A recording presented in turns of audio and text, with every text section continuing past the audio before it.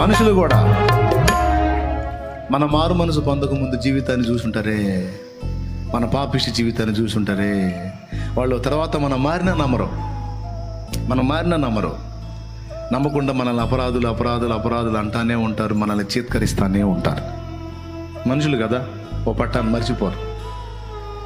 వాళ్ళు మళ్ళీ మనల్ని చూసినప్పుడు ద్వేషిస్తానే ఉంటారు, మనం తేడా అంటానే ఉంటారు. దానికి ఇక్కడ చెప్తున్నాడు, మనుషులన్నా దురాత్మలన్నా ఆఖరికి నీ మనసే నీతో అన్నా నువ్వు చెప్పాల్సిన సాక్ష్యం ఇది. నీ పాపముల కోసమే ఆయన బలయ్యాడు. ఆ రక్తాన్ని చూపించి పరలోక తండ్రి నీ పాపాలన్నిటినీ కడిగి వేశాడు. ఇప్పుడు నువ్వు మోకాళ్ళ మీదికి ధైర్యంగా పోవచ్చు,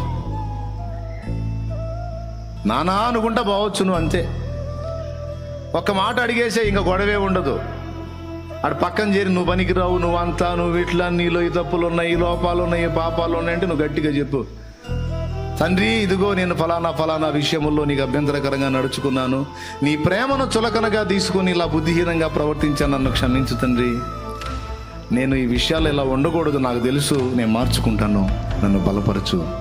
నీ బిడ్డగా నేను ఇలా ఉండతగదు, అయితే నేను ఒప్పుకొని సరి చేసుకుంటున్నాను, నన్ను నీ రక్తముతో కడుగు.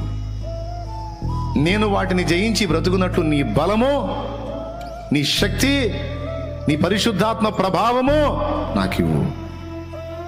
నీ దగ్గరికి రాకుండా మాత్రం ఉండలేనయ్యా, నీతో మాట్లాడుకోకుండా ఉండలేనయ్యా, నీవు ప్రార్థించకుండా ఉండలేనయ్యా, నిన్ను స్తుతించకుండా ఉండలేనయ్యా. నన్ను త్రోసివేయవయ్యా. నీ కుమారుని రక్తమును చూసి నన్ను విడిచిపెడతావు.